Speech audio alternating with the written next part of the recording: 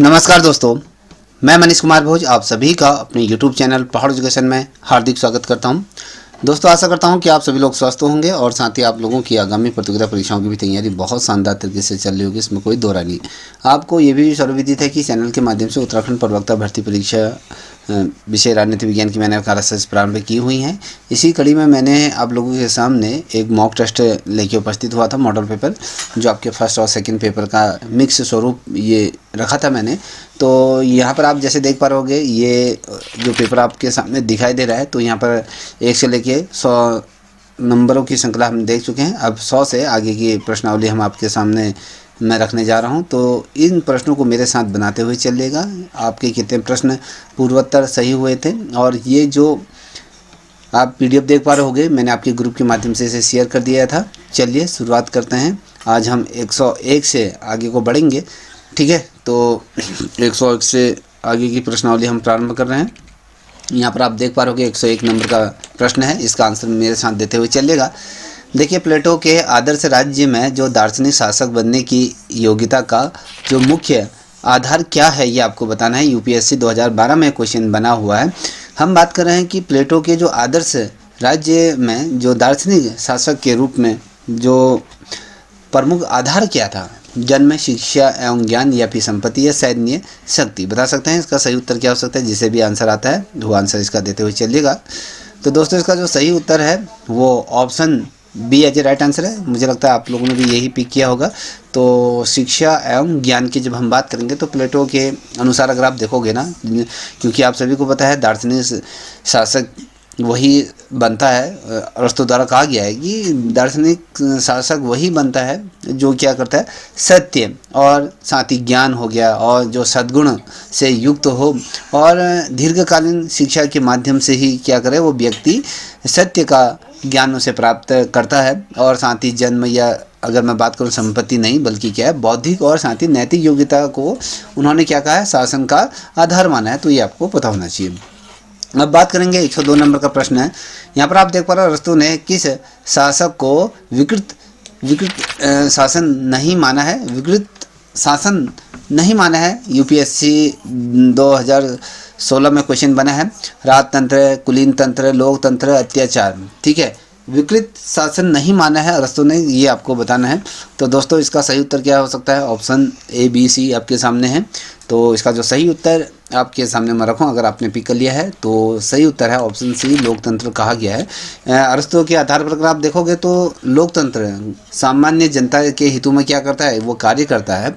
और उन्हें क्या कहते हैं, जैसे अत्याचार है, जैसे तानाशाही है ना, उसको क्या कहते हैं, विकृत शासन के रूप में कहे वो माना है। और लोकतंत्र को उन्होंने अगर देखें, वो यद्यपि अगर आप देख पाओगे तो आदर्श नहीं, ये पूर्णतः विकृत भी नहीं माना है। पूर्ण रूप से ये विकृत भी नहीं है, इसका स्वरूप बिगड़ा हुआ है, ये विकृत एकदम राक्षसीपना भी नहीं है, इस तरीके का आप इसे समझ सकते हो, ठीक है।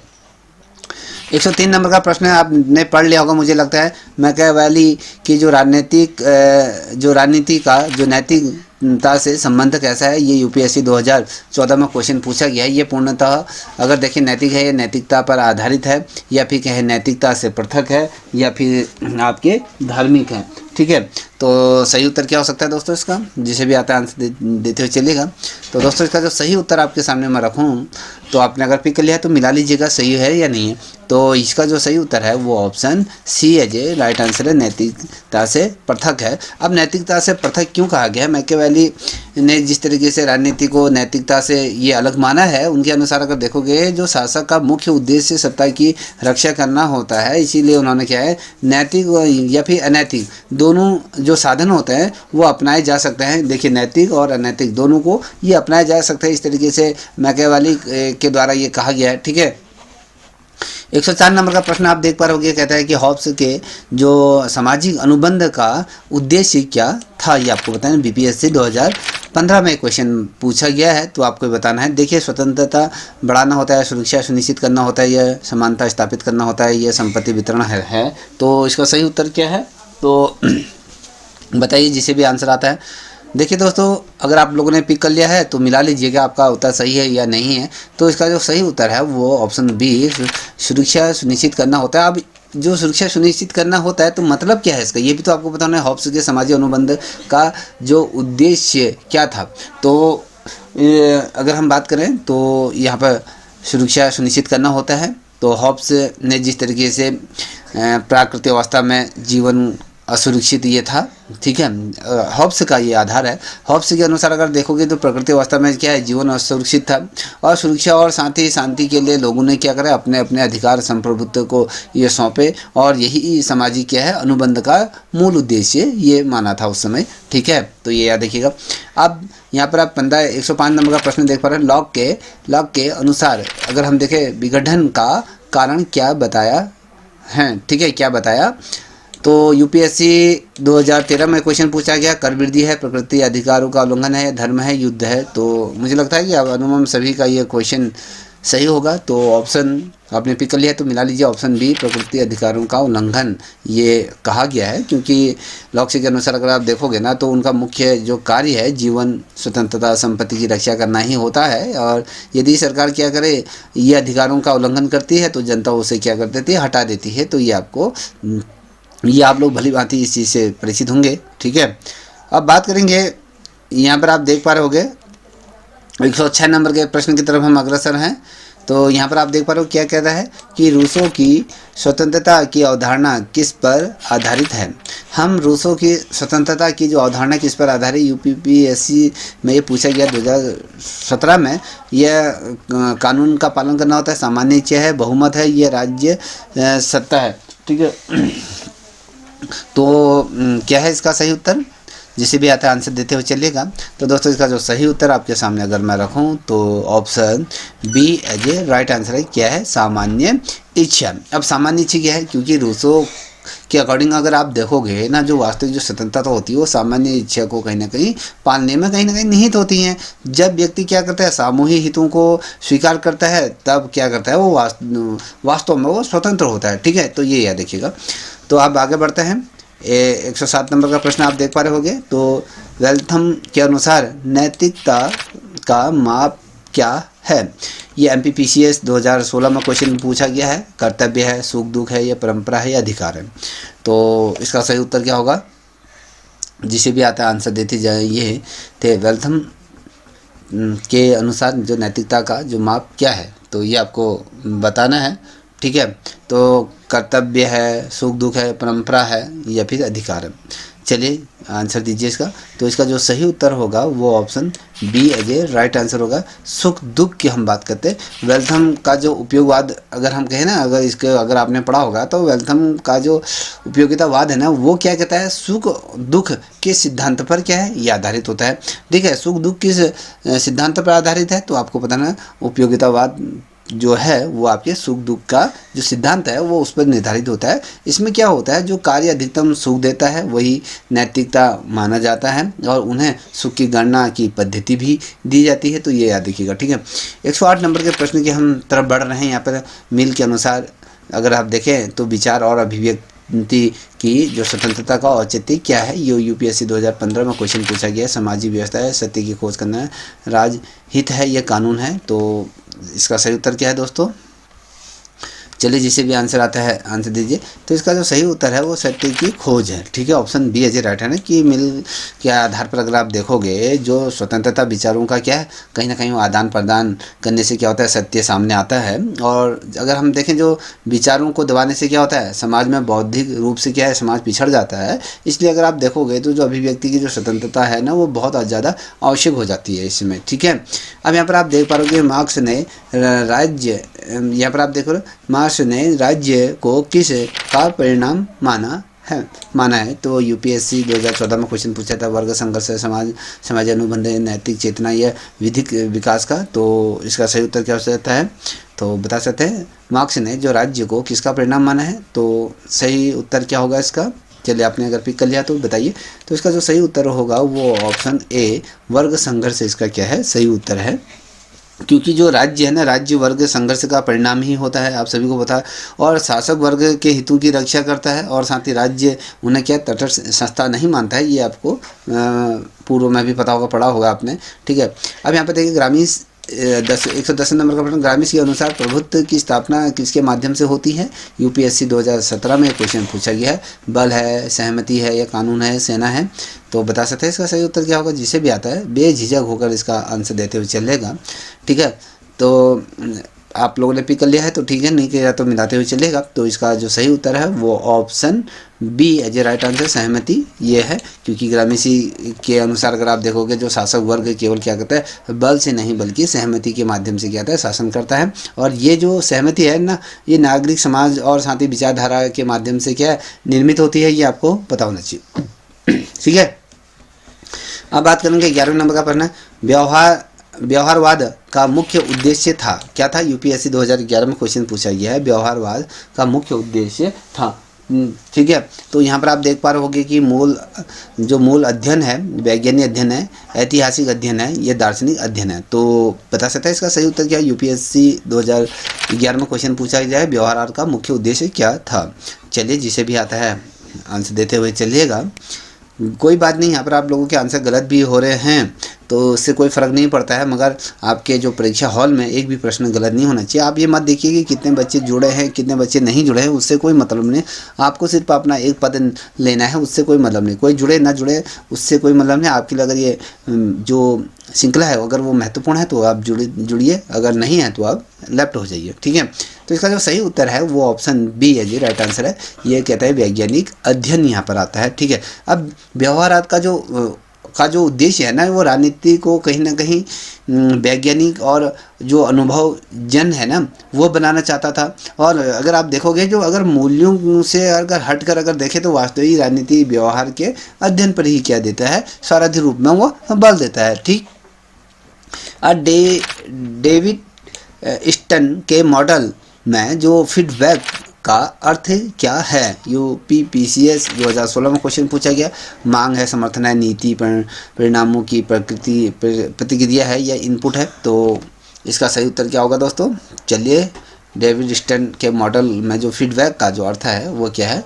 तो इसका जो सही उत्तर होगा वो आपका ऑप्शन सी है, राइट आंसर। यही मुझे लग रहा है आप लोगों का भी होगा। नीति परिणामों की जो प्रतिक्रिया है, इसमें क्या होता है, जो फीडबैक होती है ये वो प्रतिक्रिया होती है। इससे क्या होता है, जो नीति परिणामों की बात करते हैं, प्रणाली को जो मिलती है, इससे क्या होता है, इसके आधार पर क्या होता है, भविष्य की जो नीतियों को कहीं ना कहीं संशोधित किया जाता है। तो इसीलिए से फीडबैक कहा जाता है, ठीक है।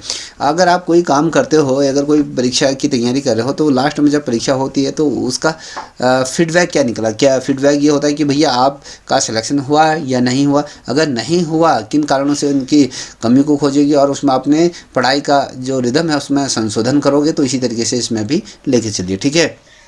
अब 113 नंबर का प्रश्न है, यहाँ पर आप देख पाओगे, राजनीतिक आधुनिकीकरण की अवधारणा किससे संबंधित है? राजनीतिक जो आधुनिकीकरण की अवधारणा किससे संबंधित है? यूपीएससी 2012 में क्वेश्चन पूछा गया है। औद्योगिकरण है, लोकतांत्रिकरण है, या संस्थागत विभेदीकरण है, या सभी? तो इसका उत्तर क्या होगा? चलिए बताइए। तो मुझे लगता है आप लोगों ने पिक कर लिया है तो ठीक है, नहीं है तो आप यहाँ पर देख लीजिए इसका सही उत्तर क्या होगा। तो ओवरऑल ये सभी कुछ इसी के अंतर्गत आते हैं। ऑप्शन डी है जो राइट आंसर है। राजनीति आधुनिकीकरण में अगर देखोगे तो आपके औद्योगिकरण भी, लोकतांत्रिकरण और संस्थागत जो विविधीकरण, ये सारी चीज़ें क्या होती हैं, इसके अंतर्गत समावेश हो जाती है। ये राजनीति विकास में क्या है, समग्र प्रतिक्रिया के तौर पर हम इसे मानते हैं, ठीक है। अब यहाँ पर आप देख पा रहे 104 नंबर का, ये 114 नंबर का प्रश्न है। संघवाद में असीमित स्वरूप भारत में किससे स्पर्श होता है? ये यूपीएससी 2015 में क्वेश्चन पूछा गया है। एकल संविधान या विशेष राज्य प्रावधान या द्विसंसदीय संसद या फिर न्याय पुनर्लोकन? तो बता सकते हैं द्विसदनीय संसद की अगर हम बात करेंगे तो यह हो सकता है, या क्या हो सकता है बताइए, ठीक है। चलिए बताइए दोस्तों, 114 नंबर का प्रश्न है।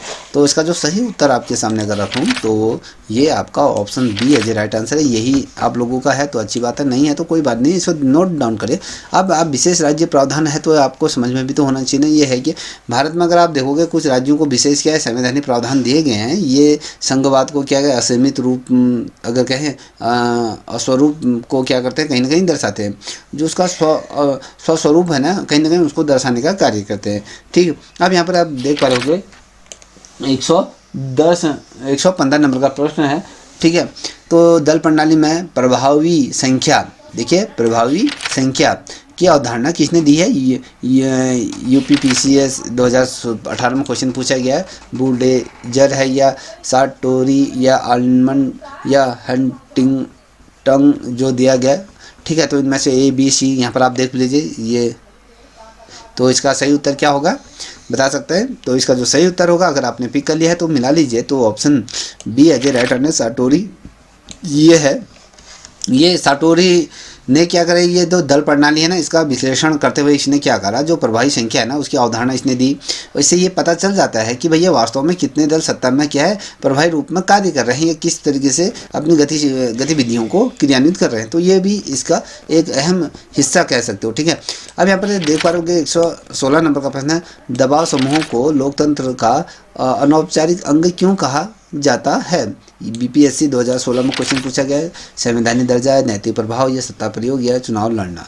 तो इसका सही उत्तर क्या होगा दोस्तों? वैसे तो मैं इनके ऑप्शन ए बी सी करके आप लोगों को बता सकता हूँ, मगर मुझे लगता है कि ऑप्शन ए बी सी करके ना बताते हुए इनकी अगर जो इसका उत्तर है उसकी अगर व्याख्या करते हुए चलेंगे तो वो बेहतर होगा, मुझे जहाँ तक लगता है। और जिसे लगता है कि ये सही तरीका है तो वो जुड़िए, और जिसे लगता है कि ये आपके काम की नहीं है तो आप इसे लेफ्ट हो सकते हैं, इसे अन्यथा कोई अन्य चीज़ें देख सकते हैं। दोस्तों अगर आपको ये वीडियो अच्छी लग रही हो तो प्लीज़ रिक्वेस्ट करता हूँ कि इस चैनल को आप निश्चित रूप में सब्सक्राइब करें, लाइक तो कर ही सकते हैं। ठीक है, इसका जो सही उत्तर क्या होगा? इसका जो सही उत्तर होगा वो नीति प्रभाव होगा, क्योंकि दबाव समूह में लोकतंत्र का जो अनौपचारिक जो अंग क्यों कहा जाता है, क्योंकि नीति प्रभाव होता है। अब नीति प्रभाव जब हमने ये कहा तो इसमें क्या, जो दबाव समूह सत्ता में भाग नहीं लेते हैं, आप सभी को पता है, जो दबाव समूह की अगर बात करते हैं तो सत्ता में ये भाग नहीं लेते हैं, जो नीतियों को, लेकिन क्या कहते हैं, ये नीतियों को कहीं ना कहीं प्रभावित करते हैं। इसी कारण क्या होता है, इन्हें लोकतंत्र का क्या ना औपचारिक अंग इसे कहा जाता है। ठीक है, 117 नंबर का प्रश्न आपके सामने है। यहाँ पर आप देख रहे हैं राजनीति समाजीकरण का जो दीर्घकालीन प्रभाव किस पर पड़ता है? तो यूपीपीएससी अगर कहें यूपीएससी के अंदर पूछा गया है 2016 में, तो अर्थव्यवस्था, राजनीति, संस्कृति या प्रशासन या संविधान, तो बता सकते हैं। तो इसका सही उत्तर क्या है? यूपीएससी के अंदर ये क्वेश्चन पूछा गया है, बड़ा ही अच्छा प्रश्न है। तो अगर आपने पिक कर लिया है तो बताइए। तो दोस्तों इसका जो सही उत्तर आपके मैं अगर सामने रखूँ, अगर आपने पिक कर लिया है तो अच्छी बात है। तो इसका जो सही उत्तर है ऑप्शन बी है, ये राइट आंसर है। राजनीति संस्कृति ये कहा जाता है क्योंकि राजनीति संस्कृति समाजीकरण नागरिकों को राजनीति मूल्य हो गया और साथ ही उसके दृष्टिकोण को कहीं ना कहीं ये आकार देते हैं। इससे क्या होता है, जो राजनीति संस्कृति का क्या होता है, कहीं ना कहीं निर्माण होता है, ये आपको पता होना चाहिए। अब यहाँ पर देख पा रहे होंगे 118 नंबर का प्रश्न आपके सामने है। तो 118 नंबर का प्रश्न कहता है कि तुलनात्मक राजनीति में जो नई संस्थागतवाद है का जो केंद्र क्या है? यूपीएससी 2017 में क्वेश्चन पूछा गया है, व्यवहार या संरचना एवं नियम या वर्ग या विचारधारा। तो क्या हो सकता है इसका सही उत्तर? चलिए, जिसे भी आता है आंसर देते हुए चलिएगा। तो दोस्तों 118 नंबर का एक प्रश्न है, तो अगर आपने आंसर पिक लिया अच्छी बात है, नहीं तो यहाँ पर मिलाते हुए चलिएगा। तो ऑप्शन बी है जो राइट आंसर है। संरचना एवं नियम इसको कहा जाएगा क्योंकि जो नई जो संस्थागतवाद होते हैं ना, उनमें संस्थाओं की जो संरचना है और वो जो नियम होते हैं ना, उस पर ये कहीं ना कहीं बल देता है, ये याद रखिएगा। ये क्या होता है, व्यवहार और साथ ही जो परिणामों को क्या करता है, संस्थागत संदर्भ में कहीं ना कहीं ये समझाता है या उसको साझा करता है। तो इसी तरीके से समझने का प्रयत्न करिएगा। 119 नंबर का प्रश्न है, चुनावी व्यवस्था में पहले पास द पोस्ट प्रणाली का जो परिणाम क्या है? पहले पास द पोस्ट प्रणाली का परिणाम क्या होता है? ये यूपीपीसीएस 2015 में क्वेश्चन पूछा गया है। जो अनुपाती प्रतिनिधित्व या अल्पसंख्यक प्रतिनिधित्व या बहुमत विकृति या फिर संगठन अनियमितता, ठीक है, तो अनिवार्यता, तो बता सकते हैं इसका सही उत्तर क्या हो सकता है? तो मुझे लगता है आप लोगों को इसका आंसर बखूबी आता होगा। तो इसका जो सही उत्तर आपके सामने अगर रखूं तो ये ऑप्शन सी है, ये राइट आंसर। बहुमत विकृति एज ए राइट आंसर है। अब बहुमत विकृति अगर कहें तो इस प्रणाली में अगर मैं बात करूँ, इस प्रणाली में मत और जो सीटों के बीच क्या होता है, असंतुलन हो सकता है। और कभी कभी क्या होता है, अल्प मत पाकर भी क्या होता है, पूर्ण बहुमत कभी कभी मिल जाता है। किसी को एक सीट की दरकार होती है, तो अगर कोई निर्विरोध अगर सदस्य अगर सत्ता दल के पास अगर पहुंच जाता है तो वो पूर्ण रूप से क्या करता है, उसको बहुमत मिल जाता है और सरकार बनाना प्रारंभ कर देते हैं। ठीक है, 120वें नंबर का प्रश्न यहाँ पर देख पा रहे हो, राजनीति विकास के संकट दृष्टिकोण का जो संबंध किससे है। यूपीएससी 2013 में क्वेश्चन पूछा गया है, राजनीति विकास में संकट दृष्टिकोण का संबंध किससे है। जो वैधता संकट है, ये पहचान संकट है, ये सहभागिता संकट है, या सभी। तो इस परिस्थिति में अगर आप देखोगे तो ओवरऑल ये D as a right answer है, क्योंकि संकट दृष्टि वैधता, पहचान और सहभागिता जैसे सभी संकटों से ये जुड़ा हुआ होता है। ये हर्टिंगन के जो विचारों से अगर कहें तो कहीं ना कहीं उनसे संबंधित है, तो ये याद रखिएगा। अब बात करेंगे 121वें नंबर के प्रश्न की तरफ हम अग्रसर हो चुके हैं। यहाँ पर आप देख पा रहे होंगे। तो अगर आपको ये PDF चाहिए तो आप कमेंट कर सकते हैं, तो मैं आपको उपलब्ध करा दूंगा, या फिर इस चैनल को आप ज्वाइन कर सकते हैं। तो वहाँ पर उत्तराखंड लेक्चरर राजनीति विज्ञान का ग्रुप दिया होगा, तो उसे ज्वाइन कर सकते हैं, तो वहाँ पर भी आपको मिल जाएंगे। तो यहाँ पर भारतीय संविधान में विधि के समक्ष समानता किस अनुच्छेद में है। तो यूपीएससी 2010 में क्वेश्चन पूछा गया है 10, 15, 16, 18।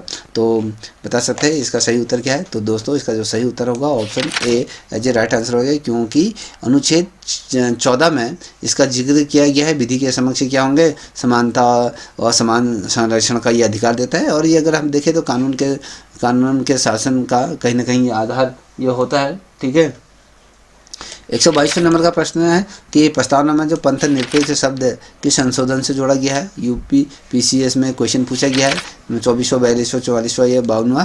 तो इसका जो सही उत्तर होगा, तो पंथ निरपेक्ष जो शब्द जोड़ा गया था वो 42वां संविधान संशोधन जो 1976 में ये हुआ था। इसमें जो प्रस्तावना थी ना, ये प्रस्तावना में जो पंथ निरपेक्ष शब्द जोड़ा गया था, इससे क्या था, भारत की धर्म निरपेक्ष पहचान यहाँ पर स्पर्श हुई।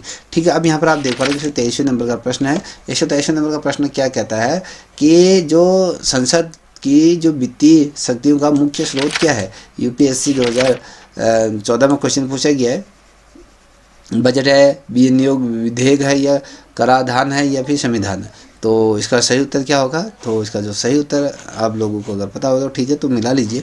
तो इसका जो सही उत्तर होगा वो ऑप्शन डी है, जो राइट आंसर होगा संविधान होगा। क्योंकि हमने जो संविधान की जब हम बात कर रहे हैं तो संविधान को लेकर बहुत से लोग इसको दुविधा भी होंगे कि ये सही है या नहीं है।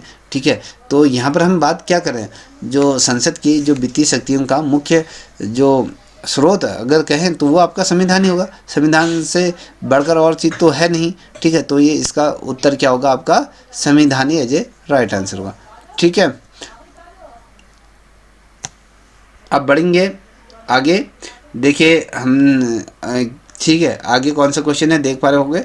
तो यहाँ पर आप देख पा रहे 124वें नंबर का सर्वोच्च न्यायालय के न्यायाधीशों की सेवानिवृत्ति की आयु कितनी है। आप सभी को पता है, मुझे इसे बताने की आवश्यकता नहीं है। Option C as a right answer है, क्योंकि या तो उनके 65 वर्ष की आयु तक वो पद पर बने रहें, जो उच्च न्यायालय से अधिक यहाँ अगर कहें तो 62 वर्ष की आयु ये रहती है। ठीक है, अगर आप देखोगे 125वें नंबर का प्रश्न है, राष्ट्रपति शासन की अधिकतम अवधि हो सकती है। यूपी PCS 2015 में क्वेश्चन 6 माह, 1 माह, या फिर 1 वर्ष, या फिर 2 वर्ष, 3 वर्ष है। तो इसका सही उत्तर क्या होगा दोस्तों, राष्ट्रपति शासन की अधिकतम अवधि कितनी हो सकती है। तो सही उत्तर क्या होगा, जिसे भी आता है आंसर देते हुए चलेगा। तो इसका जो उत्तर है option C as a right answer है। तो बेसिकली आप लोगों को ये भी पता होगा, वैसे तो हम कहते हैं कि 6 माह का होता है। तो सामान्य रूप से अगर आप देखोगे ना, जो राष्ट्रपति का जो शासनकाल होता है वो आपके 6 माह के लिए ही लगाया जाता है। आप सभी को पता है, संसद की स्वीकृति से इसे क्या है, अधिकतम अगर हम जो बढ़ा सकते हैं तो इसको 3 वर्ष तक अगर हम कहें तो यहाँ पर ये 3 वर्ष के लिए हम इसको बढ़ा सकते हैं। Option D as a right answer होगा, क्योंकि हम इसको कितने तक बढ़ा सकते हैं, तो 3 वर्षों तक हम इसको आगे बढ़ा सकते हैं। तो इस पर विशेष रूप से ध्यान दीजिएगा। ठीक है, अब यहाँ पर 126वें नंबर का प्रश्न है। ये कहता है कि पंचायती राज में अनुसूचित क्षेत्रों हेतु कौन सा अधिनियम लागू है। यूपीएससी 2016 में क्वेश्चन पूछा 73वां संविधान संशोधन, या PESA अधिनियम, या फिर वन अधिकार अधिनियम, या फिर 74वां संविधान। तो इसका जो सही उत्तर है वो आपका option B as a right answer है, PESA। अगर हम बात करें तो अनुसूचित क्षेत्रों में जो पंचायती राज व्यवस्था के लिए अगर कहें जो PESA की जब हम बात करें, तो जो ये अधिनियम था ना, ये अधिनियम 1996 में ये इसको लागू किया गया था। इससे जो लागू किया गया था, जो 73वां जो संविधान संशोधन था उसका विस्तार इसमें किया गया था। इसका जो उद्देश्य था ना, जो आदिवासी थे, आदिवासी क्षेत्रों में ग्राम सभाओं को सशक्त बनाना था। इसमें क्या था, जैसे जल हो गया, जंगल हो गया, और साथ ही ज़मीन पर क्या स्थानीय जो समुदाय है उसका ये अधिकार को क्या करता है, सुनिश्चित ये करता है। तो ये याद रखिए। अब हम बात करेंगे 127 नंबर का ये प्रश्न आपके सामने रखने जा रहा हूँ। तो यहाँ पर आप देख पाओगे, ये कहता है कि भारत में न्याय सक्रियता का मुख्य आधार क्या है। यूपीएससी 2013 में क्वेश्चन पूछे, संसदीय निष्क्रियता या फिर जनहित याचिका या कार्यपालिका नियंत्रण या संघवाद। तो इसका सही उत्तर क्या होगा, जिसे भी आता है आंसर देते हुए चलेगा। तो दोस्तों इसका जो सही उत्तर होगा वो option B as a right answer है। यही आप लोगों का हो रहा होगा, मुझे जहाँ तक पता है। जनहित याचिका क्या होती है, अगर आप भारत में अगर देखोगे तो भारत में जो न्यायिक सक्रियता का जो मुख्य जो माध्यम माना जाता है वो आपका जनहित याचिका होते हैं, जिसे PLI जिसे हम कहते हैं। तो ये रहती हैं, और इसके माध्यम से कोई भी क्या कर सकता है, कोई भी व्यक्ति क्या होता है जो सार्वजनिक हितों में क्या कर सकता है, न्यायालय में क्या है उसके दरवाज़ा खटखटा सकता है। इससे क्या होता है, जो वंचित जितने भी वर्ग हों तो उनको कहीं ना कहीं न्याय मिल सकता है। ये जो चीज़ें थी 1980 के बाद, अगर देखोगे उसके 80 के दशक के बाद, ये विशेष रूप से इसमें कहीं ना कहीं विस्तार भी हमें देखने को मिलता रहा। ठीक है, अब यहाँ पर आप देखो 128 नंबर का प्रश्न, लोकसभा अध्यक्ष को हटाने की प्रतिक्रिया कौन सी है। BPSC 2016 में क्वेश्चन पूछा गया, साधारण बहुमत, विशेष बहुमत, अविश्वास या राष्ट्रपति आदेश पर।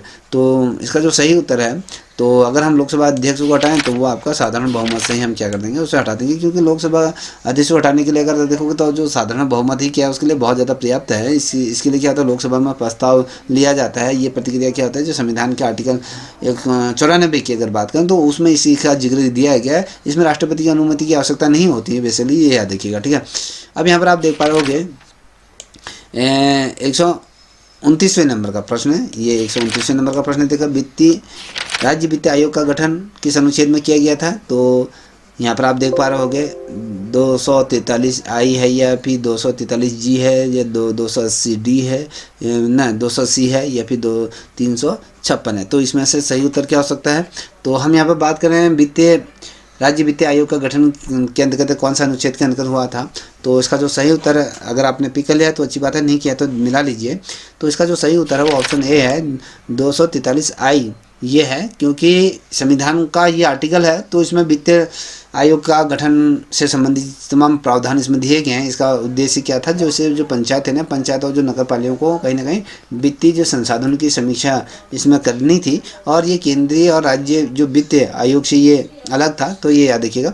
ठीक है, अब यहाँ पर हम बात करेंगे 130वें नंबर का प्रश्न है, उत्तराखंड में जो पंचायती राज व्यवस्था किस वर्ष लागू हुई थी। UPSC 2016-17 में क्वेश्चन पूछा गया, 2001, 2002, 2003, 2004 में। तो उत्तराखंड के दृष्टिकोण से आप लोग बताइए। तो ये 2000 किस में कराया गया था, 2002 में ये किया गया। क्योंकि उत्तराखंड राज्य में जो पंचायती राज व्यवस्था की जब मैं बात करूं तो वो 2002 में क्या है, इसे लागू किया गया था। राज्य का गठन अगर आप देखोगे 2000 के बाद ही ये क्या था, एक कहीं ना कहीं महत्वपूर्ण लोकतांत्रिक कदम उत्तराखंड के दृष्टिकोण से देखोगे बहुत बड़ा ये कदम था। इससे क्या था, ग्रामीण जो शासन को कहीं ना कहीं मजबूती मिली। ठीक है, अब यहाँ पर आप देखोगे तो 131वें नंबर का प्रश्न है। मुझे लगता है आप लोगों ने ये पेपर सॉल्व कर दिया होगा, क्योंकि मैंने आप लोगों के ग्रुप में इसे शेयर कर दिया था। ठीक है, तो मिलाते हुए चलिएगा, कितने नंबर आने लास्ट में आप लोग उसका स्व मूल्यांकन कर सकते हैं। लोक प्रशासन में जो नव लोक प्रबंधन का जो मुख्य जोर किस पर है। UPSC 2015 में क्वेश्चन पूछा गया है, नियम, परिणाम, प्रतिक्रिया या पदानुक्रम। तो किस पर सर्वाधिक रूप में ये जोर दिया जाता है। तो उसका जो सही उत्तर है ये परिणाम जो होता है।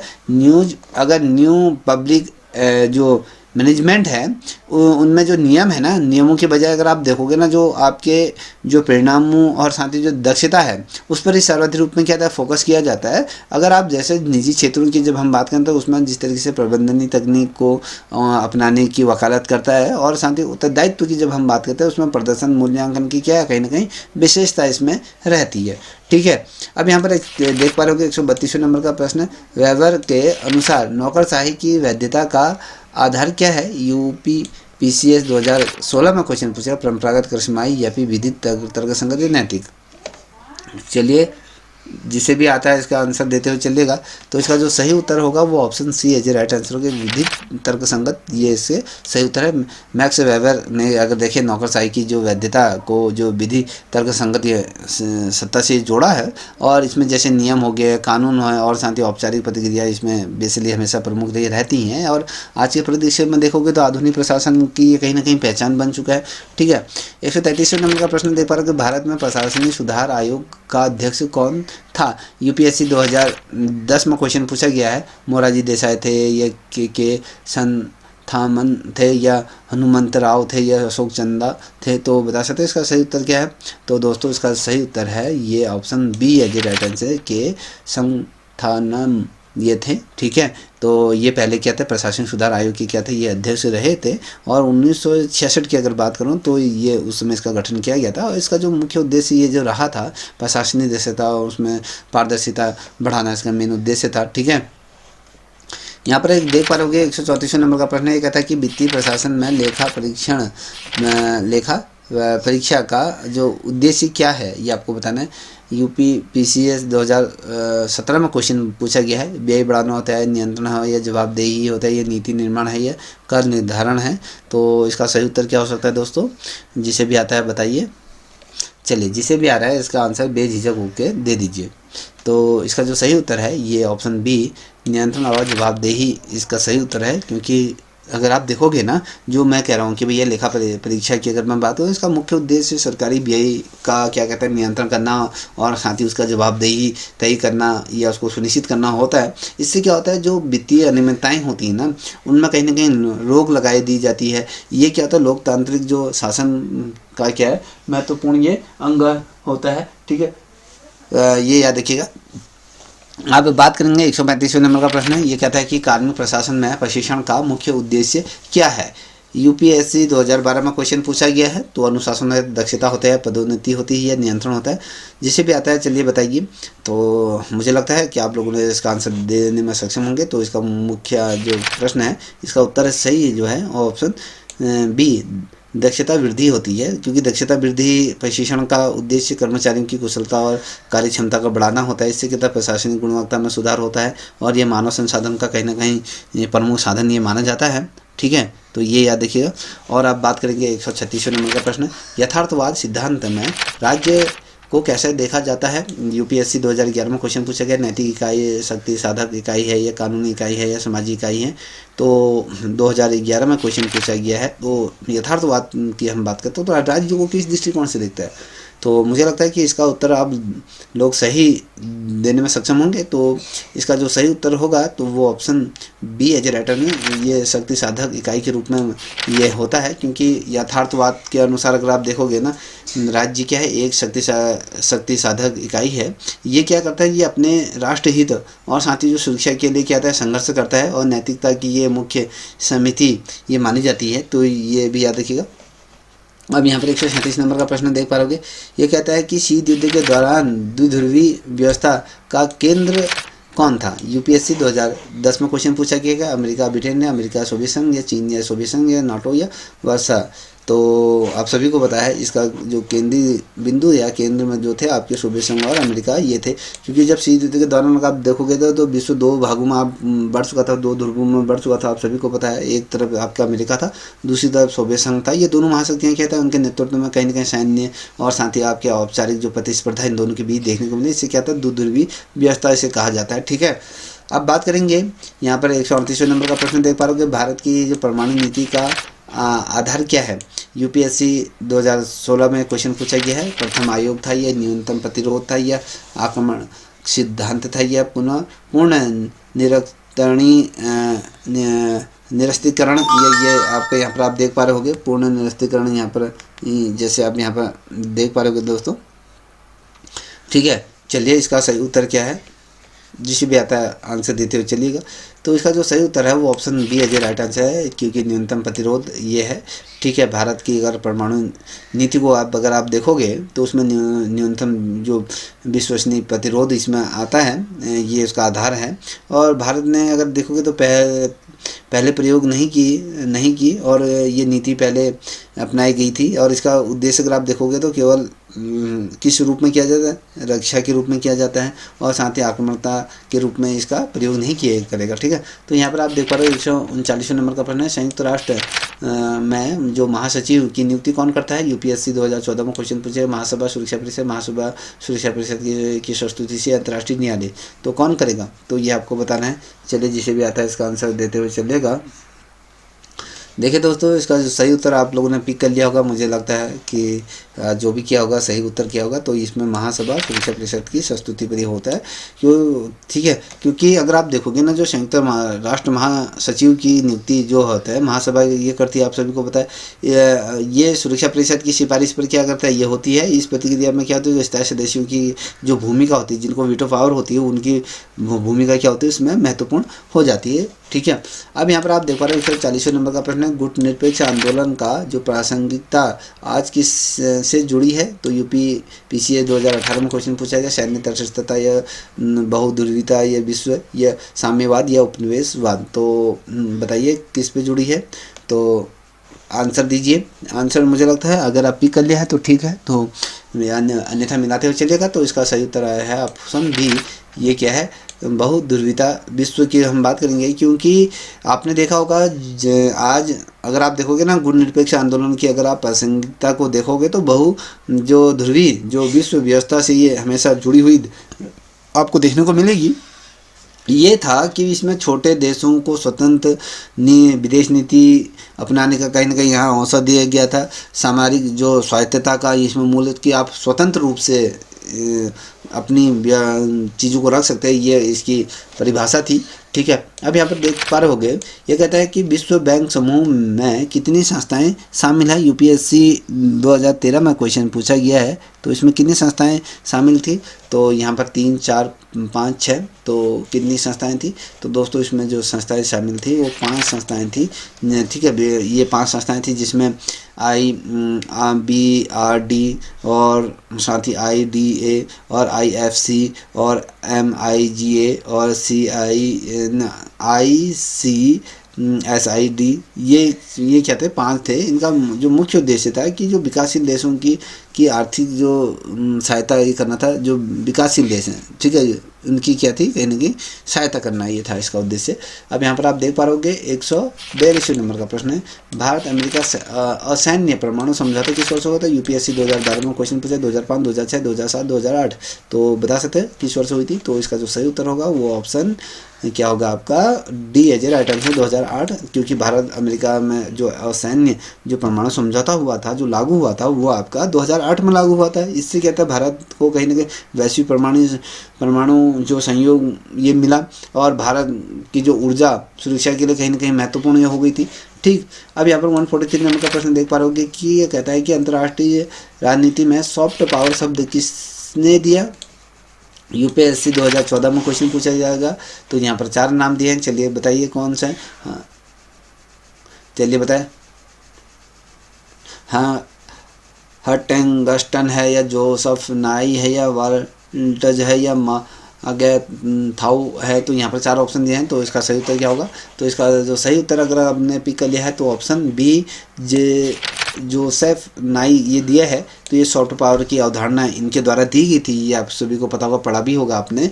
इसमें क्या था, जैसे कि जो सैन्य बलों के बजाय इसमें क्या कहते हैं, जो संस्कृति थी, मूल्य थे, और साथ ही जो कूटनीति थे, उसके माध्यम से कहीं ना कहीं प्रभाव डालना इसमें क्या करता था, इसको सम्मिलित किया गया था एक तरह से देखा जाए। तो आप यहाँ पर 144 नंबर का प्रश्न देख पा रहे, कहता है कि संयुक्त राष्ट्र मानव अधिकार परिषद का मुख्यालय कहाँ है? न्यूयॉर्क, पेरिस या जेनेवा या हेग? यूपीएससी 2011 में क्वेश्चन पूछा गया है, तो बता सकते हैं। तो इसका जो सही उत्तर होगा वो आपका C Geneva as right answer है, क्योंकि संयुक्त राष्ट्र मानव अधिकार परिषद का जो मुख्यालय की जब हमें जेनेवा में है, स्विट्जरलैंड के अंतर्गत आता है। ये मानव अधिकारों की क्या है, संरक्षण और उनके संवर्धन की कहीं ना कहीं एक बड़ा मंच, वैश्विक मंच के रूप में ये स्थापित है। ठीक है, अब यहाँ पर देख पा रहे हो 145 नंबर का प्रश्न है, भारत की जो नेबरहुड जो फास्ट नीति है, ठीक है, नेबरहुड जो फास्ट नीति का उद्देश्य यूपीएससी 2016 में क्वेश्चन पूछा गया। सैन्य प्रभुत्व, क्षेत्रीय सहयोग है या आर्थिक अलगाव या फिर वैचारिक विस्तार? तो बता सकते हैं क्या इसका सही? ठीक है, 145 का, तो इसका सही उत्तर होगा वो option B as right answer होगा, ये क्षेत्रीय सहयोग होगा। ठीक है, तो क्षेत्रीय सहयोग अगर नेबरहुड फर्स्ट नीति का जो मेन उद्देश्य था ना दोस्तों, जो आपके जो पड़ोसी देश है ना, पड़ोसी देशों के साथ क्या था कि भैया हम क्या करेंगे, मैत्रीपूर्ण संबंध होगा और उनके साथ क्षेत्रीय सहयोग भी हम उसको बढ़ाएंगे। और ये भारत की जो विदेश नीति है ना, इसके लिए ये बहुत ही ज़्यादा क्या था, कहीं ना कहीं महत्वपूर्ण था। अब क्वेश्चन पूछा जाएगा, ये देख पा रहे हो सार्क की जो स्थापना किस वर्ष हुई थी, यूपीएससी 2015 में क्वेश्चन पूछा है, 1983, 1985, 1987, 1990। तो सार्क की स्थापना कब हुई थी, 1985 में ये हुई थी। दक्षिण एशियाई क्षेत्रीय सहयोग संगठन इसे कहा जाता है। ये 1985 में इसका गठन हुआ था और इसका जो उद्देश्य था, जो क्षेत्रीय आर्थिक जो सामाजिक सहयोग को कहीं ना कहीं बढ़ाना, ये था। ठीक है। अब 147 नंबर का प्रश्न देखा, अंतर्राष्ट्रीय कानून का मुख्य स्रोत क्या था, यूपीएससी 2012 में क्वेश्चन में संध्या थी या रीति रिवाज थी, न्यायिक निर्णय थे या उपरोक्त सभी। तो हम बात करें किसकी बात कर रहे हैं, तो अंतर्राष्ट्रीय जो स्रोत की बात कर रहे हैं। तो ये अगर आप देखोगे तो ये सभी चीज़ें इसमें शामिल आ जाते हैं। तो अंतर्राष्ट्रीय कानून के जो प्रमुख स्रोतों की जब हम बात करते हैं, उसमें जैसे संध्या होगी, यहाँ पर देख पा रहे, रीति रिवाज हो गया, न्यायिक निर्णय है, ये सभी क्या है, इसी के अंदर सम्मिलित होता है। ये अंतर्राष्ट्रीय न्यायालय के विधान में कहीं ना कहीं इसका वर्णन है। ठीक है। 148 नंबर का प्रश्न है, भारत की जो विदेश नीति में जो रणनीति स्वायत्ता का अर्थ क्या है, यूपीएससी 2017 में क्वेश्चन पूछा गया। तटस्थता, स्वतंत्र निर्णय क्षमता है, यह सैन्य गठबंधन है, ये अलगाववाद है। तो बता सकते हैं इसका सही उत्तर क्या होगा। चलिए दोस्तों बताइए, हम बात कर रहे हैं रणनीतिक स्वायत्तता का अर्थ क्या होगा, चलिए बताइए।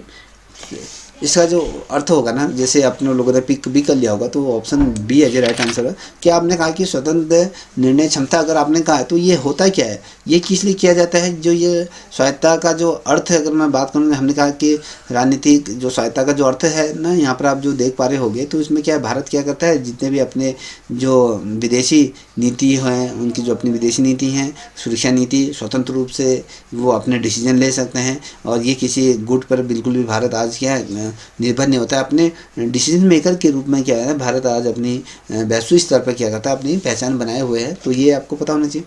ठीक है। अब बात करेंगे, यहाँ पर आप देख पा रहे होगे 149 नंबर का प्रश्न, आतंकवाद के जो वित्त पोषण से निपटने वाला अंतर्राष्ट्रीय संगठन कौन सा है, यूपीएससी 2014 में क्वेश्चन पूछे गए। ये IMF है, ये विश्व बैंक है, ये FATF है, WHO, WTO की अगर बात करें तो ये क्या है। तो अगर हम बात करें तो इसका जो सही उत्तर होगा तो वो क्या होगा, यहाँ पर आप देख पा रहे हो option C as right answer है, FATF, ये जो दिया है ये एज ए राइट आंसर है। ये होता है क्या है, जिसे फाइनेंस एक्शन टास्क फोर्स इसे कहा जाता है, फाइनेंस यहाँ पर एक्शन टास्क फोर्स, ये ठीक है। तो ये आतंकवाद के क्या है, वित्त पोषक और साथ ही जो मनी लॉन्ड्रिंग सहन होती है ना, उससे निपटने के लिए क्या करता है, ये कार्य करता है। ये अंतर्राष्ट्रीय मानक इसका ये तय करता है। ठीक है। अब 150 नंबर का प्रश्न देगा, संयुक्त राष्ट्र शांति सेना में जो सैनिक कौन भेजता है। अगर हम देखें संयुक्त राष्ट्र शांति सेना में अगर हम देखें तो सैनिक कौन भेजता है, यूपीएससी 2012 में क्वेश्चन 11वें क्वेश्चन में पूछा गया, महासचिव सुरक्षा परिषद संयुक्त राष्ट्र यूपी महासभा, तो कौन भेजेगा। तो ये जो भेजेगा तो वो क्या सदस्य जो सदस्य राष्ट्र है ना वो भेजेंगे, क्योंकि संयुक्त राष्ट्र की शांति के लिए अगर आप देखोगे जो सेना के लिए क्या था, जो सैन्य सदस्य ये राष्ट्र जो उनको ये भेजते हैं, संयुक्त राष्ट्र में जो स्वयं की जो स्थायी सेना नहीं होती है, आप सभी को पता है। इसमें क्या था, जैसे भारत की प्रमुख इसमें हमेशा योगदानकर्ता के रूप में हमेशा भारत ये रहा है। ठीक है। 151 नंबर का प्रश्न देख पा रहे होंगे, ये कहता है कि शीत युद्ध के बाद उभरी विश्व व्यवस्था को क्या कहा जाता है। यूपीएससी 2015 में क्वेश्चन पूछा गया है, एक ध्रुवीय, ये द्विध्रुवीय, बहुध्रुवीय, त्रिध्रुवीय, तो क्या कहा जाता है दोस्तों, जिसे भी आता है बताने का प्रयत्न करिएगा। चलिए, जिसे भी आता है बेझिझक होकर बताते हुए चलिए, शर्माओ मत, चलिए आंसर दीजिए। चलिए, मैं आप लोगों का वेट कर रहा हूँ कि आप लोग आंसर दोगे। तो हम कहते हैं कि शीत युद्ध के बाद उभरी विश्व व्यवस्था को क्या कहा जाता है। आपको जैसे हमने कहा कि बहुध्रुवीय राष्ट्र इसे कहेंगे, क्योंकि दो ध्रुवीय में पूर्व में बटा हुआ था। ठीक है। यहाँ पर युद्ध चल रहे थे।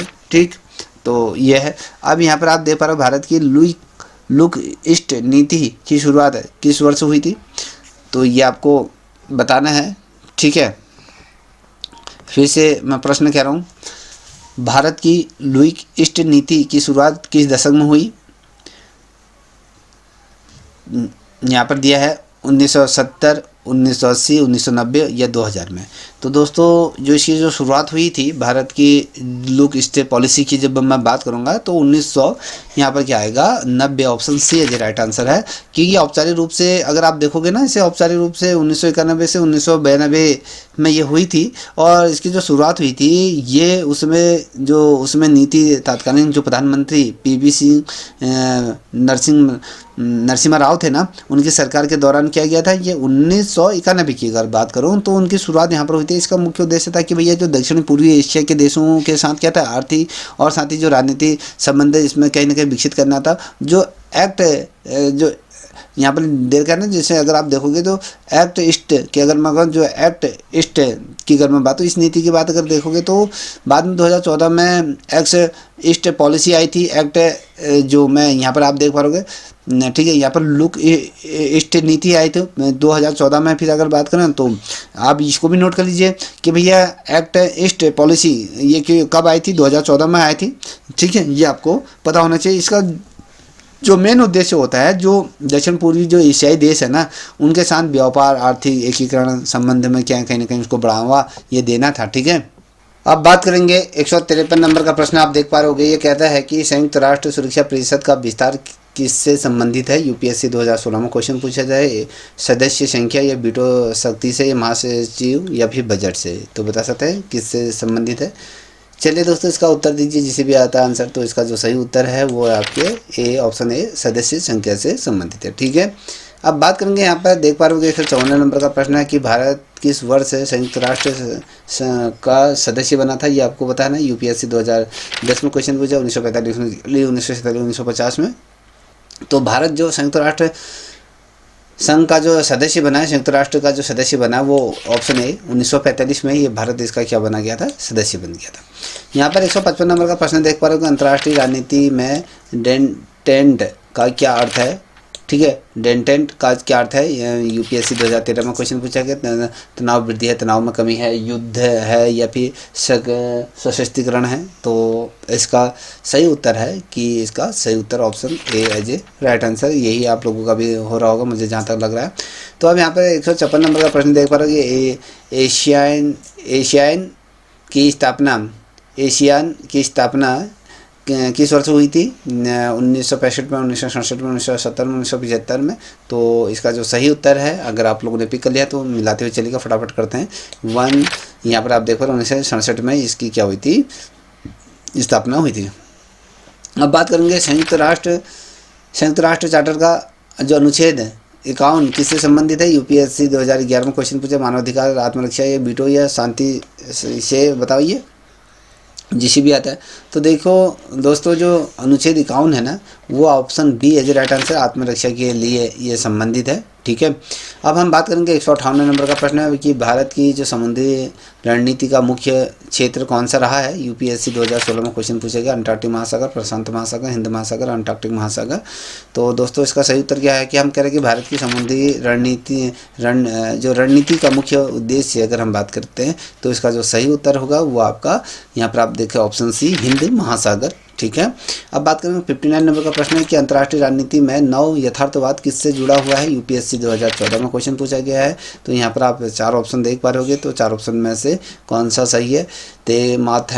माग्नैथ, यहाँ पर केनेथ, जोसेफ या कांत। तो इसका जो सही उत्तर है ऑप्शन बी है, ये राइट आंसर है। ठीक है, अब यहाँ पर हम बात करेंगे 160 नंबर का प्रश्न है, विश्व व्यापार संगठन की स्थापना कब हुई थी? यूपीएससी 2010 में क्वेश्चन पूछा गया, 1953, 1954, 1955, 1956 में। तो इसका जो सही उत्तर है वो ऑप्शन सी है, राइट आंसर 1995 में। ठीक है, अब यहाँ पर देख पा रहे हो कि भारत रूस संबंधों का मुख्य आधार क्या रहा है? यूपीएससी 2012 में क्वेश्चन पूछा है, व्यापार रहा, रक्षा रहा, या संस्कृति रहा, या पर्यटन रहा? तो क्या रहा दोस्तों? अगर हम रूस से देखें तो रूस से हमने हमेशा ही रक्षा समझौते या सहयोग की अपेक्षा करी है। अब यहाँ पर आप देख पा रहे होगे 162 नंबर का प्रश्न, संयुक्त राष्ट्र में बजट का अनुमोदन कौन करता है? सुरक्षा परिषद, महासचिव या महासभा, या फिर अंतर्राष्ट्रीय न्यायालय? तो कौन करता है दोस्तों? तो जो बजट का जो अनुमोदन करता है वो आपका यहाँ पर अगर आप देखोगे तो महासभा, ऑप्शन सी है जो राइट आंसर है। ठीक है, अब बात करेंगे 163 नंबर का प्रश्न। यहाँ पर देख पा रहे हो कि भारत की जो विदेश नीति गैर हस्तक्षेप की सिद्धांत से जुड़ा हुआ है। यूपीएससी 2013 में क्वेश्चन है यथार्थवाद, पंचशील, आदर्शवाद या साम्यवाद। तो अगर आप देखोगे तो इसका जो सही उत्तर होगा, अगर आपने पिक कर लिया तो देख लीजिए, मिला लीजिए, तो ये पंचशील आता है। ठीक है, तो अब यहाँ पर आप देख पा रहे हो कि अंतर्राष्ट्रीय पर्यावरण शासन का मुख्य मंच कौन सा है। तो यूपीएससी 2016 में क्वेश्चन पूछा गया है। तो ए बी सी डी यहाँ पर दिए हुए हैं, 4 नाम दिए हैं। तो इसमें से सही उत्तर कौन होगा, तो इसका जो सही उत्तर होगा ऑप्शन ए UNEP। ठीक है, तो ये होगा। अब यहाँ पर देखिए ब्रिक्स विकास बैंक मुख्यालय कहाँ स्थित है। तो बीजिंग, मॉस्को या नई दिल्ली या शंघाई। तो दोस्तों इसका जो सही उत्तर है, तो ब्रिक्स का अगर हम बात करें तो शंघाई में स्थित है। ठीक है, 166 नंबर का प्रश्न है कि भारत की जो सागर पहल किससे संबंधित है। भारत की जो सागर पहल किससे संबंधित है। यूपीएससी 2017 में क्वेश्चन पूछा गया, थल सुरक्षा या फिर समुद्री सुरक्षा या वायु सुरक्षा या साइबर सुरक्षा। तो इसका जो सही उत्तर होगा वो आपका समुद्री सहयोग ये है। ठीक है, अब यहाँ पर आप देख पा रहे हैं कि संयुक्त राष्ट्र में मानवाधिकार की सार्वभौमी की घोषणा किस वर्ष हुई थी। 1945, 1946, 1939, 1950। तो बताइए, जिसे भी आंसर आता है। चलिए आंसर पिक कर दिया तो ठीक है, नहीं कर रहा तो मिला लीजिए। तो ये 1948 में इसे सार्वभौमिक घोषित किया गया था। 168 का अगर हम बात करें तो भारत की विदेश नीति में जो अफ्रीका का जो महत्व किस कारण बढ़ा। तो खनिज संसाधन या सामरिक स्थिति या दक्षिण सहयोग या सभी।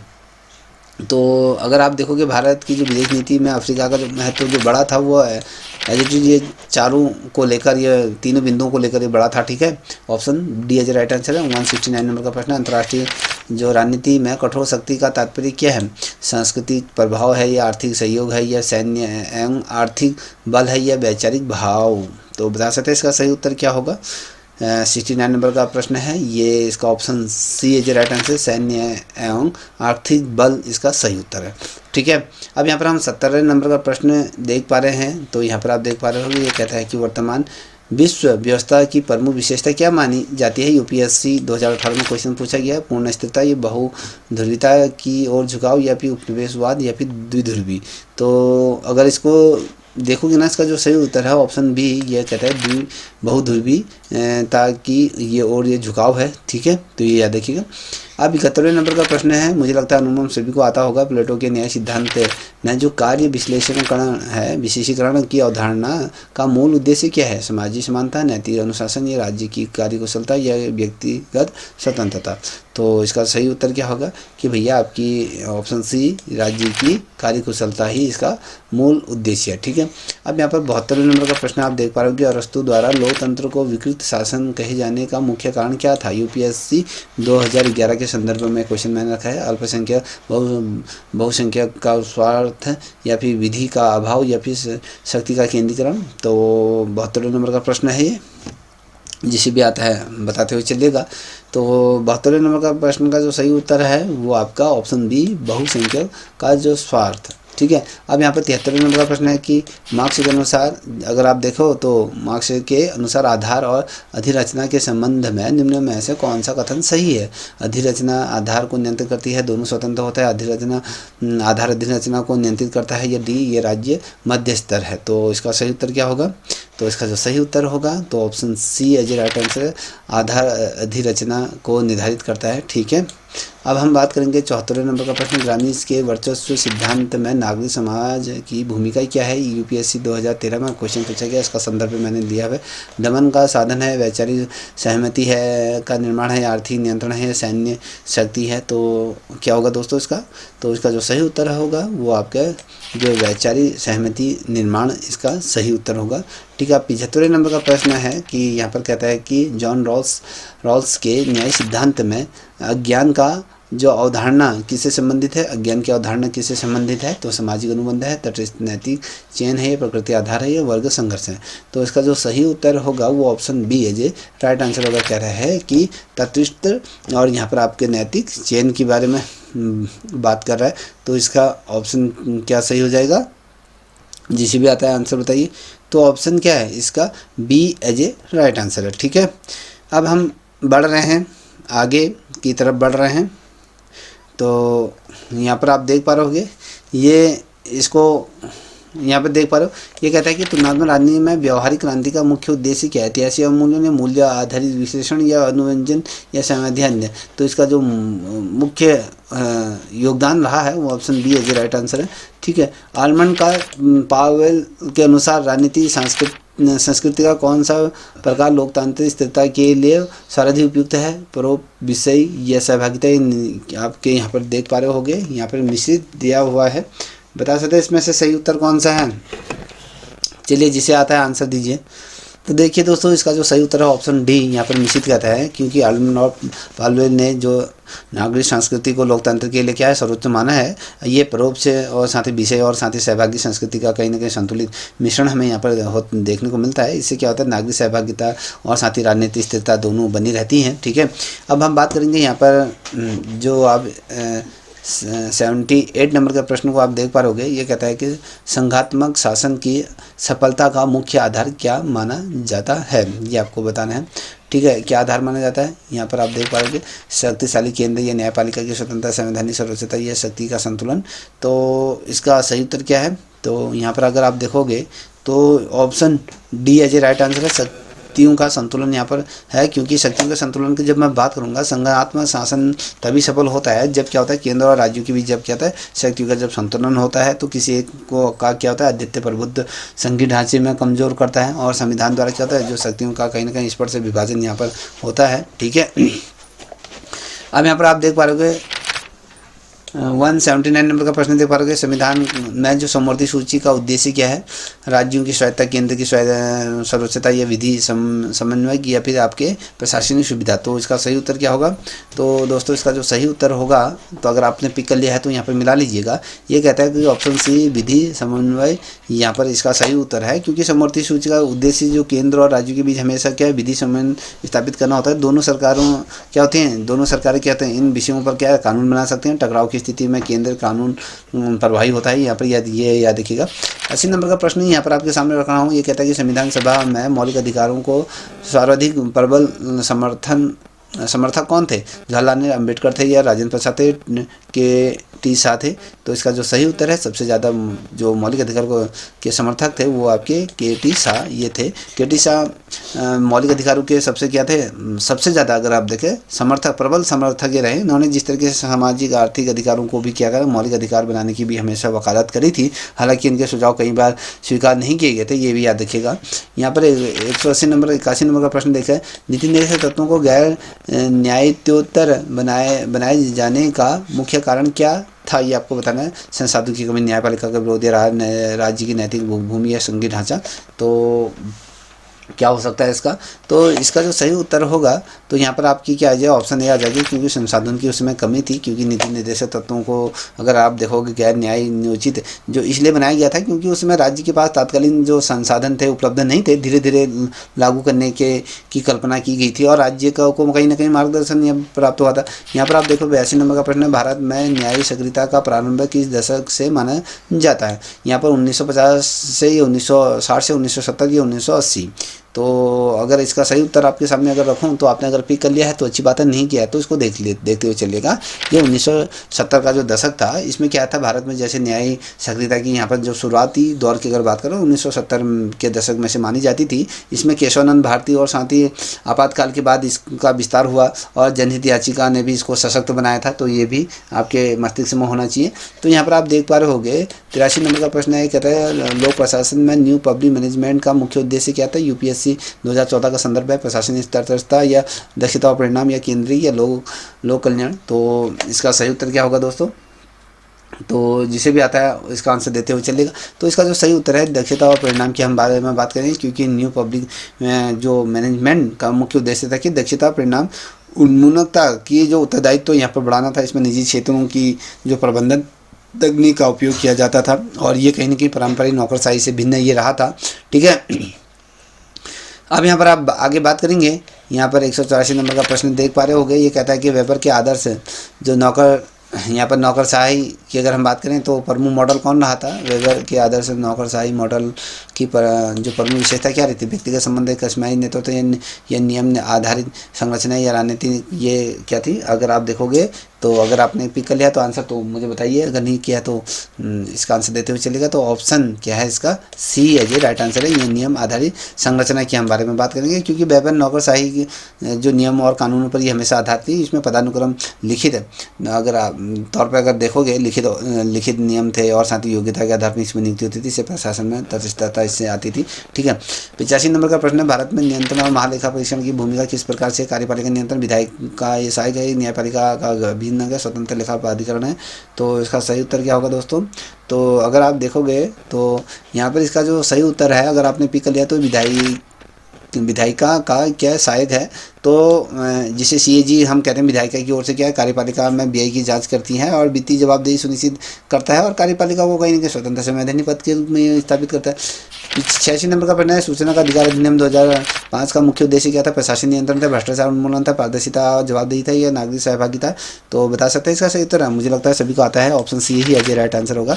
क्योंकि आरटी की अगर बात करूँ तो अधिनियम का उद्देश्य क्या था, जैसे प्रशासन में पारदर्शिता लाना था, जवाबदेही सुनिश्चित करना था। इससे क्या था, नागरिकों को कहीं ना कहीं सरकारी जानकारी प्राप्त करने का एक अधिकार मिल गया था। इससे कहीं ना कहीं भ्रष्टाचार पर भी अंकुश लगाने का प्रयत्न किया गया था। ठीक है, 87 नंबर का प्रश्न है कि अंतर्राष्ट्रीय राजनीति में यथार्थवाद के अनुसार राज्य के लिए संघर्ष करते थे। तो नैतिकता, शक्ति और सुरक्षा या सहयोग या विकास। तो बता सकते हैं इसका सही उत्तर क्या होगा। तो दोस्तों इसका सही उत्तर होगा शक्ति और सुरक्षा की बात करते हैं। यथार्थवाद के अनुसार अगर आप देखोगे, अंतर्राष्ट्रीय राजनीति शक्ति संघर्ष की राजनीति रही है। राज्य अपनी जो सुरक्षा और जो राष्ट्रीय हितों के लिए क्या शक्ति प्राप्त करना चाहते थे, और नैतिक ये गुण ये हुआ करते थे। ठीक है, यहाँ पर देखिए, यहाँ पर 188 नंबर का उदारवाद के अनुसार अंतर्राष्ट्रीय सहयोग का मुख्य आधार क्या रहा था। सैन्य संतुलन, आर्थिक परस्पर निर्भरता, या वैचारिक संघर्ष, या राष्ट्रवाद। तो अगर आप देखोगे इसका सही उत्तर होगा तो option B as right answer है। ये कहता है कि आर्थिक परस्पर निर्भरता ये रहती है, क्योंकि उदारवाद मानता था कि भैया की जो आर्थिक जो परंपरा जो परस्पर निर्भरता थी उसमें युद्ध की संभावनाओं को कम करती है, और व्यापार और संस्थाओं को कहीं ना कहीं बढ़ावा देती है। इससे क्या है, शांति और स्थिरता कहीं ना कहीं आ जाती है। ठीक है, यहाँ पर आप बात करेंगे 189 नंबर का प्रश्न। यहाँ पर देखिए, संयुक्त राष्ट्र परिषद में बीटो शक्ति का उद्देश्य क्या था। लोकतांत्रिकरण, महाशक्तियों का संतुलन, या नियंत्रण, शीघ्रता, या क्षेत्रीय प्रतिनिधित्व। तो इसका जो सही उत्तर क्या होगा दोस्तों। तो यहाँ पर आप देखोगे ऑप्शन बी, ये महाशक्तियों का संतुलन ये था। क्योंकि बीटो शक्ति का उद्देश्य हमेशा आप देखोगे ना, महाशक्तियों के हितों की रक्षा करना था, संतुलन बनाए रखना होता था। इसके बिना क्या हुए, संयुक्त राष्ट्र में सम्मिलित नहीं हो सकते। हालांकि इससे निर्णय क्रियात्मक प्रभावित होते थे। ठीक है, यहाँ पर आप देख पा रहे हो 190 नंबर का प्रश्न कहता है कि गुटनिरपेक्ष आंदोलन का मुख्य लक्षण क्या था। साम्यवाद का प्रचार, पूंजीवाद का विरोध था, या सामरिक स्वायत्तता थी, या आर्थिक सहयोग थी। तो इसका जो सही उत्तर जल्दी से बताइए दोस्तों। तो ऑप्शन सी है जो राइट आंसर है, सामरिक जो स्वायत्तता ये थी। ठीक है, तो जब मैं गुटनिरपेक्ष का उद्देश्य महाशक्तियों के जो गुटों से क्या थे, ये दूरी बनाए रखते थे। इससे नए जो स्वतंत्र देशों को कहीं ना कहीं स्वतंत्र विदेश नीति अपनाने के लिए कहीं ना कहीं अवसर इससे मिलता था। ये शीत युद्ध कोल्ड वॉर का ये कहीं ना कहीं एक पहचान, या कहें उससे एक तरीके से आप ये कह सकते हो कि एक देन ये मानी जाती थी। ठीक है, अब यहाँ पर 91 नंबर का प्रश्न है। यहाँ पर देख पा रहे हो कि भारतीय विदेश नीति में पंचशील सिद्धांत का मूल भाव क्या था। सैन्य गठबंधन, शांति पूर्व सह अस्तित्व, या क्षेत्रीय प्रभुत्व, या वैचारिक निरपेक्षता। तो इसका सही उत्तर क्या होगा। तो इसका जो सही उत्तर है तो ऑप्शन बी, यहाँ पर शांतिपूर्वक सह अस्तित्व की बात करेंगे। क्योंकि पंचशील सिद्धांत क्या था, शांतिपूर्वक अस्तित्व पर की बेसिकली आधारित थी। संप्रभुता का जो समान और गैर हस्तक्षेप शामिल था, और भारत और चीन के बीच ये समझौता हुआ था। यहाँ पर आप देख पा रहे हो 192 नंबर का प्रश्न है कि ये कहता है कि भारत चीन संबंधों में 1962 के युद्ध का तात्कालीन प्रभाव क्या रहा था। आर्थिक सहयोग रहा था, सीमा विवाद का समाधान रहा था, परस्पर विश्वास, या कूटनीति अलगाव। तो अगर आप देखोगे तो यहाँ पर ऑप्शन क्या आएगा यहाँ पर। तो ऑप्शन यहाँ पर सी, पारस्परिक जो अविश्वास यहाँ पर था। ठीक है, क्योंकि आपने देखा था कि 1962 अगर सुना भी होगा, पढ़ा होगा, 1962 के जो युद्ध दोनों देशों के बीच जब हुआ तो अविश्वास बड़ा, और सीमा विवाद लंबे समय तक ये तक बना रहा, और इसका प्रभाव विदेशी और जो रक्षा नीतियाँ जो भी हो रहते हैं विदेश नीति पर विशेषकर पड़ा था। 193 नंबर का प्रश्न है, आतंकवाद को अंतर्राष्ट्रीय समस्या मानने का मुख्य कारण क्या था। वैचारिक विविधता थी, या सीमा पार प्रभाव था, घरेलू नीति था, आर्थिक असमानता। तो इसका सही उत्तर क्या होगा दोस्तों। तो इसका जो सही उत्तर होगा वो आपकी सीमा पार प्रभाव की हम बात करेंगे, क्योंकि राष्ट्रीय सुरक्षा केवल क्या है सैन्य शक्ति तक सीमित नहीं रहती थी। मानव सुरक्षा में भोजन, स्वास्थ्य और पर्यावरण सुरक्षा शामिल होते थे, और ये व्यापक दृष्टिकोण ये हमेशा से ये रहा है, तो ये भी याद रखिएगा। ठीक है, अब बात करेंगे यहाँ पर। ठीक है, इसका जो सही उत्तर क्या है आपका, हिंद का राष्ट्रीय सुरक्षा समकालीन अवधारणा का तत्व जो जोड़ता है, मैंने अभी आपको बताया था कि मानव सुरक्षा, ये इसका सही उत्तर है। संघीय व्यवस्था में जो वित्तीय आयोग की भूमिका क्या रही है, तो कार्य निर्धारण था, संसाधनों की न्यायपूर्ण वितरण था, यह बजट निर्माण था, लेखा परीक्षा थी। तो इसका अगर हम देखें तो संसाधनों का क्या था, न्यायपूर्ण वितरण, ये इसका ऑप्शन है, ये राइट आंसर है। ठीक है, क्योंकि वित्तीय आयोग केंद्र और राज्यों के बीच हमेशा क्या है संसाधनों की या न्यायपूर्ण वितरण की सिफारिश करता था, इससे संघीय संतुलन ये बना रहता था, ये संवैधानिक निकाय के रूप में है। ठीक है, अब यहाँ पर आप देख पा रहे होंगे, यहाँ पर 196 नंबर का प्रश्न, भारत में चुनाव सुधारों का मुख्य उद्देश्य क्या था, राजनीतिक स्थिरता, प्रशासनिक सुधार था, यह निष्पक्ष और स्वतंत्र चुनाव थे, ये दलों का सशक्तिकरण था। तो इसका सही उत्तर क्या है, तो ऑप्शन सी है, ये निष्पक्ष और स्वतंत्र चुनाव के बारे में बात करेंगे। 197 नंबर का प्रश्न है कि महिलाओं के राजनीतिक सशक्तिकरण का जो सर्वाधिक प्रभाव साधन क्या माना जाता है, शिक्षा, आरक्षण या आर्थिक शक्ति या सामाजिक आंदोलन। तो क्या था इसका सही उत्तर, तो इसका जो सही उत्तर था कि आरक्षण। यहाँ पर क्या था, आरक्षण था कि उत्तराखंड में महिलाओं की जो राजनीतिक भागीदारी में अगर आप देखोगे तो कहीं ना कहीं पंचायती राज व्यवस्था में इसका सकारात्मक प्रभाव में देखा, इसका नेतृत्व का विकास हुआ यहाँ। और यहाँ पर आप देख पा रहे हो 198 में, तो उत्तराखंड में जो महिलाओं की जो भूमिका का मुख्य रूप क्या था, उत्तराखंड राज्य में आंदोलन में महिलाओं की मुख्य भूमिका क्या रूप था, सांकेतिक समर्थन था या जन आंदोलन में अग्रणी भूमिका रही थी, केवल सांस्कृतिक योगदान था, प्रशासनिक सहयोग था। तो अगर आप देखोगे तो ऑप्शन बी ही एज ए राइट आंसर है। ठीक है, क्या थी, जन आंदोलन में अग्रणी भूमिका ये महिलाओं की यहाँ रही। उत्तराखंड में जो आंदोलन है, महिलाओं ने हमेशा अग्रणी भूमिका नहीं, शराब विरोध करा इन्होंने, जन आंदोलन में उनका महत्वपूर्ण योगदान है, आंदोलन को शक्तिशाली बनाया था। ठीक है, अब इस श्रृंखला के अंतिम प्रश्न की तरफ हम बढ़ रहे हैं। तो यहाँ पर आप देख पा रहे होंगे, मानव अधिकार आयोग की सिफारिशों की प्रकृति कैसी होती है, बाध्यकारी, न्यायकारी आदेश या फिर परामर्शदाता या विधायकी। तो इसका जो सही उत्तर क्या होगा, तो यहाँ पर option C as a right answer है, क्योंकि मानव अधिकार आयोग की सिफारिश बाध्यकारी नहीं होती, ये सरकार के लिए परामर्शक ये होती हैं। तो ये याद रखिएगा, फिर भी नैतिक दबाव काफ़ी प्रभावी होता है इसमें।